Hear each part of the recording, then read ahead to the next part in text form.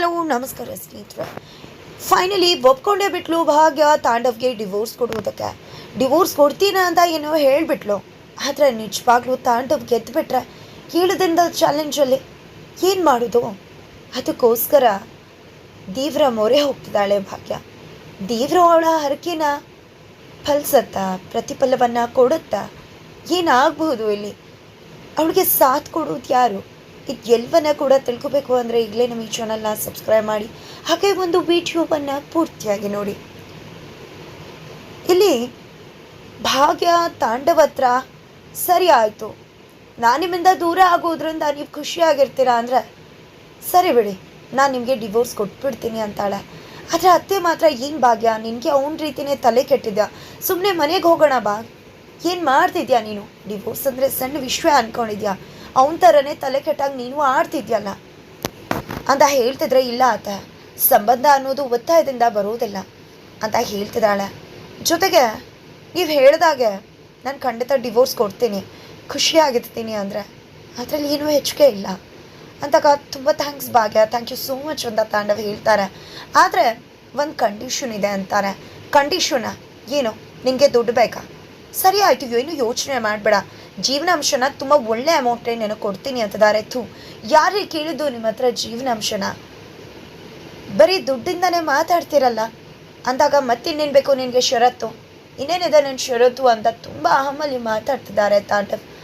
ಏನೂ ಅಲ್ಲ, ಅಪ್ಪ ಅಮ್ಮ ಅಂದರೆ ಅತ್ತೆ ಮಾವನ್ನ ಮಕ್ಕಳನ್ನ ನೀವು ಹೇಗೆ ನೋಡ್ಕೋತೀರಾ? ಚೆನ್ನಾಗಿ ನೋಡ್ಕೋತೀರಾ ನೀವು ಅಂದಾಗ, ನನ್ನ ಅಪ್ಪ ಅಮ್ಮ ನಿನಗೆ ಅತ್ತೆ ಮಾವ, ನನಗೆ ಅವ್ರು ದೇವ್ರ ಥರ, ಅವ್ರನ್ನ ತುಂಬ ಚೆನ್ನಾಗಿ ನೋಡ್ಕೋತೀನಿ, ಮಕ್ಕಳು ನನ್ನ ಪ್ರಾಣ, ಅದನ್ನು ನೀನು ಹೇಳಬೇಕಾ?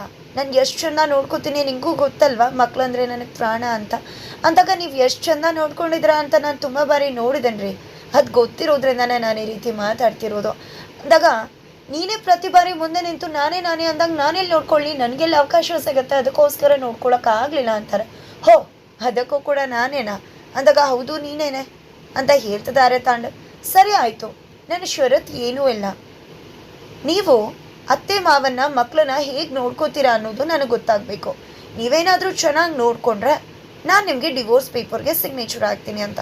ಹೋ, ಇದ್ಯಾವ ನಾಟಕ? ಹೊಸ ನಾಟಕ? ಎಷ್ಟು ವರ್ಷ ಇದೇ ರೀತಿ ತಳ್ಕೊಂಡು ವರ್ಷಾನ್ಗಟ್ಲೆ ಕಳಿಬೇಕು ಅಂತ ಅಂದ್ಕೊಂಡಿದ್ಯಾ ಅಂತ ತಾಂಡವ್ ಕೇಳ್ತಿದ್ರೆ, ಇಲ್ಲ ರೀ, ಯಾವ ವರ್ಷಾನ್ಗಟ್ಲೆನೂ ಅಲ್ಲ, ಜಸ್ಟ್ 7 ದಿನ ಅಷ್ಟೇ. 7 ದಿನ ನೀವು ಅಪ್ಪ ಅಮ್ಮ ಮಕ್ಕಳನ್ನ ಎಷ್ಟು ಚಂದ ನೋಡ್ಕೋತೀರಾ ಅನ್ನೋದು ನನಗೆ ಗೊತ್ತಾಗಬೇಕು. ನನಗೆ ನಿಮ್ಮ ಮೇಲೆ ನಂಬಿಕೆ ಬರಬೇಕು, ಅವ್ರನ್ನ ಚೆನ್ನಾಗಿ ನೋಡ್ಕೋತೀರಾ ಅಂತ. ಆವಾಗ ಮಾತ್ರ 8ನೇ ದಿನಕ್ಕೆ ನೀವು ಕಳಿಸೋ ಡಿವೋರ್ಸ್ ಪೇಪರ್ಗೆ ನಾನು ಸಿಗ್ನೇಚರ್ ಮಾಡ್ತೀನಿ ಅಂತಾರೆ.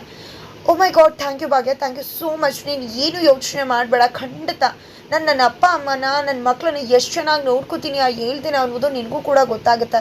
ನೀನು ರೆಡಿ ಆಗು ಡಿವೋರ್ಸ್ ಪೇಪರ್ಗೆ ಸಿಗ್ನೇಚರ್ ಹಾಕೋದಕ್ಕೆ. ನನಗೆ ಎಷ್ಟು ಖುಷಿ ಆಗ್ತದೆ ಗೊತ್ತಾ ಅಂತ ಹೇಳ್ತಿದ್ರೆ ಭಾಗ್ಯಗೆ ತುಂಬಾ ಹರ್ಟ್ ಆಗ್ತದೆ. ಅಪ್ಪ ಅಮ್ಮಂಗೆ ಮಗನ ನೋಡಿ ಅಸಹ್ಯ ಅಂತ ಅನ್ನಿಸ್ತದೆ.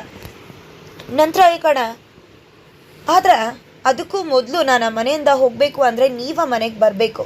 ನೀವ ಮನೆಗೆ ಬಂದು 7 ದಿನ ಚಾಲೆಂಜಲ್ಲಿ ಗೆಲ್ಲಬೇಕು, ಆಗ ಮಾತ್ರ ಇದೆಲ್ಲ ಆಗುತ್ತೆ ಅಂದಾಗ, ಖಂಡಿತ ನಾನು ಚಾಲೆಂಜಲ್ಲಿ ಗೆಲ್ತೀನಿ ಅಂತ ಹೇಳ್ತಾರೆ. ಸರಿ ಆಯಿತು, ಯಾವಾಗ ಬರ್ತೀರಾ ಅಂದಾಗ, ಇವತ್ತೇ ಆಫೀಸ್ ಮುಗಿಸ್ಕೊಂಡು ಸಂಜೆ ಬೇಗನೆ ಮನೆಗೆ ಬರ್ತೀನಿ. ಆದರೆ ಅಮ್ಮ ನೀವು ಏನು ಕೂಡ ವರಿ ಮಾಡ್ಕೋಬೇಡಿ, ಇನ್ನು ನಿಮ್ಮ ಮಗ ನಿಮ್ಮ ಜೊತೆನೇ ಇರ್ತಾನೆ, ಎಲ್ಲೂ ಕೂಡ ಹೋಗಲ್ಲ ಗೊತ್ತಾ. ಜೊತೆಗೆ ಮಕ್ಳಿಗೂ ಕೂಡ ನಾನು ಬರ್ತಿದ್ದೀನಿ ಅಂತ ಹೇಳ್ಬೇಡಿ, ಪಪ್ಪ ಬರ್ತಿದ್ದಾರೆ ಅನ್ನೋ ಕ್ಯೂರಿಯಾಸಿಟಿ ಅವ್ರಿಗಿರಲಿ. ಪಪ್ಪನ ನೋಡಿದ ತಕ್ಷಣ ಖುಷಿ ಆಗುತ್ತೆ. ತುಂಬ ಥ್ಯಾಂಕ್ಸ್ ಭಾಗ್ಯ, ನಾನು ಹೋಗ್ತೀನಿ ಅಂತ ಎಷ್ಟು ಖುಷಿಯಲ್ಲಿ ತಾಂಡವಲ್ಲಿಂದ ಹೋಗ್ತಿದ್ದಾನೆ ಅಂದರೆ ಅಷ್ಟು ಖುಷಿ ಆಗ್ತದೆ.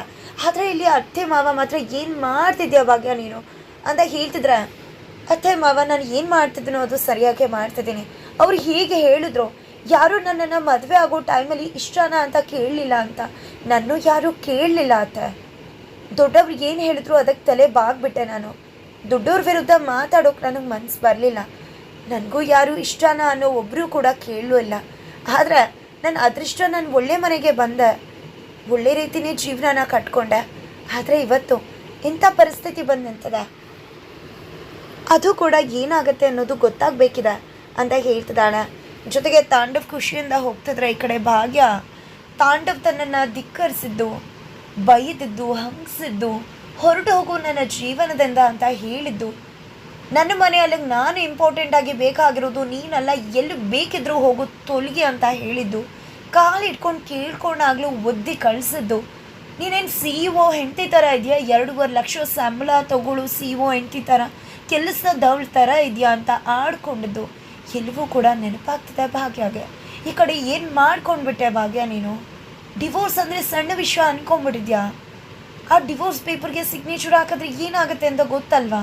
ನೀವಿಬ್ಬರು ಸಂಬಂಧ ಮುಗ್ದು ಹೋಗುತ್ತೆ. ಆದರೆ ಅರಿವಿಲ್ಲದೆ ಯಾಕೆಂತ ನಿರ್ಧಾರ ತೊಗೊಂಬಿಟ್ಟೆ.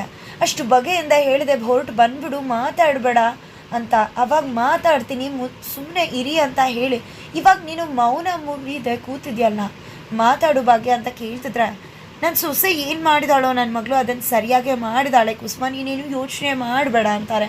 ಏನ್ರಿ ಮಾತಾಡ್ತಿದ್ರ ನೀವು ಅಂದಾಗ ನಾನು ಸರಿಯಾಗೇ ಮಾತಾಡ್ತಿದ್ದೀನಿ. ಕೆಲವೊಮ್ಮೆ ನಮ್ಮ ಮಗನಿಗೆ ಸುಮ್ಮನೆ ಹೇಳಿದ್ರೆ ಅರ್ಥ ಆಗಲ್ಲ, ಅವನಿಗೆ ಸರಿಯಾಗಿ ಪಾಠನೇ ಕಲಿಸ್ಬೇಕು, ಅದಕ್ಕೆ ಇದೇ ಸರಿ, ನನ್ನ ಮಗಳು ಸರಿಯಾದ ತೀರ್ಮಾನನೇ ತೊಗೊಂಡಿದ್ದಾಳೆ ಅಂತ ಹೇಳ್ತಿದ್ದಾರೆ. ಒಂದು ಪಕ್ಷ ಏನಾದರೂ ಅವನ್ನ ಅಂದ್ಕೊಂಡಾಗೆ ಆಗಿಬಿಟ್ರೆ ಇವಳು ಸಿಗ್ನೇಚರ್ ಮಾಡಬೇಕಾಗತ್ತಲ್ಲ, ಆಗ ಏನು ಮಾಡೋದು? ಖಂಡಿತ ನಾನು ಅದಕ್ಕೆ ಅವಕಾಶ ಕೊಡಲ್ಲ ಅಂತಾರೆ. ಒಮ್ಮೆ ಇದನ್ನು ಕೇಳಿಸ್ಕೊಂಡು ಭಾಗ್ಯಗೂ ಕೂಡ ಗಾಬರಿ ಆಗುತ್ತೆ. ನಾನು ದೇವಸ್ಥಾನಕ್ಕೆ ಹೋಗಬೇಕು, ದೇವ್ರ ದರ್ಶನ ಮಾಡಬೇಕು, ನನ್ನ ಜೊತೆ ನೀವು ಕೂಡ ಬನ್ನಿ ಅಂತ ಹೇಳ್ತಾರೆ. ಇವಾಗ ದೇವಸ್ಥಾನಕ್ಕೆ ಅಂದಾಗ ಹೌದು ಈಗಲೇ ಅಂತ ಹೇಳಿ ಅತ್ತೆ ಮಾವನ ಕರ್ಕೊಂಡು ದೇವಸ್ಥಾನಕ್ಕೆ ಹೋಗ್ತಿದ್ರೆ ಆ ಕಡೆ ತನ್ವಿ ಅಂತೂ ಅಪ್ಸೆಟ್ ಆಗಿ ಕೂತ್ಕೊಂಡಿದ್ದಾಳೆ. ಅಪ್ಪ ಅಮ್ಮ ಬಂದು ಫ್ರೆಂಡ್ಸ್ ಬಂದು ಏನಾಯಿತು ತನ್ವಿ, ನಿಮ್ಮಮ್ಮ ಯಾಕೆ ಬಂದಿಲ್ಲ ಹೇಳು, ನೀನೇ ಏನೋ ಕಿತಾಪತಿ ಮಾಡಿರ್ಬೇಕಲ್ವಾ ಅಂತಿದ್ರೆ ನಾನು ಏನೂ ಕೂಡ ಮಾಡಿಲ್ಲ ಅಂತಾಳೆ. ನಮ್ಮ ಹತ್ರನೇ ಡ್ರಾಮಾ ಮಾಡಬೇಡ, ಏನು ಕಿತಾಪತಿ ಮಾಡಿದೆ ನಿಮ್ಮಮ್ಮ ಬರ್ದಿರುವ ಹಾಗೆ ಅಂದರೆ, ಹೌದು ಎಲ್ಲರೂ ಕೂಡ ನನ್ನನ್ನೇ ಅನ್ನಿ, ನನಗಂತೂ ತಲೆ ಕೆಟ್ಟೋಗಿದೆ. ಅಲ್ಲಿ ಅಮ್ಮ ಅಪ್ಪನ ನಡುವೆ ಏನಾಗ್ತದೆ ಅಂತಲೇ ಗೊತ್ತಾಗ್ತಿಲ್ಲ, ಮನೇಲಿ ಏನಾಗ್ತಿದೆಯೋ ಯಾರೂ ಕೂಡ ಸರಿ ಇಲ್ಲ. I hate family, I hate my papa and ಮಮ್ಮ ಅಂತ ಹೇಳಿ ಕುಪ್ಪ ಮಾಡಿಕೊಂಡು ಸಿಟ್ಟು ಮಾಡಿಕೊಂಡು ತನ್ವಿ ಅಲ್ಲಿಂದ ಹೊರಟ್ರೆ. ಇದನ್ನು ಪ್ಯೂನ್ ನೋಡಿದ್ದೆ ಶಂಕರಣ್ಣ, ಏನೋ ನಡೆದಿದೆ, ಏನೋ ಆಗಿದೆ, ಅದಕ್ಕೋಸ್ಕರ ಈ ರೀತಿ ಎಲ್ಲ ಆಗ್ತದೆ ಅಂತ ಅನ್ಕೋತಾರೆ. ನಂತರ ಈ ಕಡೆ ಶ್ರೇಷ್ಠ ಅಂತೂ ಯಾಕೇನು ತಾಂಡವ್ ಬಂದಿಲ್ಲ ಅಂತ ಕ್ಯಾಬಿನ್ ಹತ್ರ ಎಲ್ಲ ಹೋಗಿ ಚೆಕ್ ಮಾಡ್ತಿದ್ದಾಳೆ. ಬಟ್ ಎಲ್ಲೂ ಕೂಡ ತಾಂಡವ್ ಕಾಣಿಸ್ತಾನೆ ಇಲ್ಲ. ಓ ಮೈ ಗಾಡ್, ಏನು ಮಾಡೋದು? ತಾಂಡವ್ ಇನ್ನೂ ಕೂಡ ಬರಲಿಲ್ಲ ಅಂದರೆ ಹಾಗೆ ವಾಪಸ್ ಮನೆಗೇನಾಗ ಹೋಗ್ಬಿಟ್ನ, ಏನಪ್ಪ ಮಾಡೋದು? ಕಾವ್ಯ ಹೇಳ್ದಾಗೆ ಆಗ್ತಿದ್ಯಾ ಅಂತ ಅಂದ್ಕೊಂಡ್ರೆ ಮನಸ್ಸು ಬಂದು ಹೇಳ್ತಿದೆ, ಹೌದು ಯಾವ ಗಂಡ ತಾನೇ ಅಪ್ಪ ಅಮ್ಮ ಮಕ್ಕಳು ಮತ್ತು ಹೆಂಡತಿನಗೆ ಸೋಲ್ದೇ ಇರ್ತಾನೆ, ಎಷ್ಟೇ ಇದ್ರೂ ಕೂಡ ಸೋಲ್ತಾನೆ ಅಂತ. ಇಲ್ಲ, ತಾಂಡವ್ ಆಲ್ರೆಡಿ ಹೊರಗಡೆ ಬಂದಿದ್ದಾನೆ ಅವರಿಂದ ಅಂದಾಗ ಹೊರಗಡೆ ಬಂದಿದ್ದಾನೆ, ಒಳಗಡೆ ಹೋಗೋದು ಎಷ್ಟು ತಂದ್ಕೊಂಡಿದ್ಯಾ? ಲಾಕ್ ಮಾಡಿದ್ರೆ ಖಂಡಿತ ಅವನು ಲಾಕ್ ಆಗ್ತಾನೆ ಅಂತ. ಇಲ್ಲ ಆ ರೀತಿ ಆಗಬಾರ್ದು ಅಂತ ಕಿರ್ಚ್ಬಿಡ್ತಾಳೆ. ಆಫೀಸವರು ಕಾವ್ಯ ಎಲ್ಲ ಬಂದು ಏನಾಯಿತು ಏನು ಅಂತ ಕೇಳ್ತಿದ್ರೆ ಏನೂ ಇಲ್ಲ ಅಂತ ಹೇಳಿಬಿಡ್ತಾಳೆ ಶ್ರೇಷ್ಠ. ಬಟ್ ಕಾಲ್ ಮಾಡ್ತಿದ್ದಾಳೆ ತಾಂಡವ್ಗೆ, ತಾಂಡವ್ ಕಾಲ್ ರಿಸೀವ್ ಮಾಡ್ತಿಲ್ಲ. ಈ ಕಡೆ ಸುಂದ್ರಿ ಅಂತೂ 50,000 ಕೇಳಿದೆ, ಈ ಕಡೆ ಶಾಕ್ ಆಗ್ತಿದೆ ಪೂಜಾಗೆ. ಏನಿದು, ನಾನು ಚಾಲು ಅಂದರೆ ಇವಳು ನನಗಿಂತ ಚಾಲು, ನಾನು ಮನೆಯವ್ರ ಜೊತೆ ಮೋಸ ಮಾಡಿ ಅವ್ರ ಹತ್ರನೇ ದುಡ್ಡು ಹೊಡಿತಿದ್ದೆ, ಇವಳು ಮನೆಯವ್ರ ಹತ್ರ, ಅದರಲ್ಲೂ ಅಮ್ಮ ಆಗಿ ಇಂಥ ಬುದ್ಧಿ ಎಂಥವಳು ಇರಬೇಕು ಇವಳು ಅಂತ ಅಂದ್ಕೊಂಡು ಏನು ಹೇಳ್ತಿದ್ದೆ, ಮಗನ ಹತ್ರನೇ ದುಡ್ಡು ಕೇಳ್ತಿದ್ಯಾ ಅಂದಾಗ ಅದರಲ್ಲಿ ಏನಿದೆ, ದುಡ್ಡು ಕೇಳಿದ್ರೆ ದುಡ್ಡು ಕೊಡಲ್ಲ, ನನ್ನ ಮಗ ಕೊಡೋಕೆ ಬಂದರೂ ನನ್ನ ಸೊಸೆ ಕೊಡೋದಕ್ಕೆ ಬಿಡೋದಿಲ್ಲ, ಅದಕ್ಕೋಸ್ಕರ ಕೇಳ್ತಿದ್ದೀನಿ ಅಂತ ಹೇಳ್ತಾರೆ.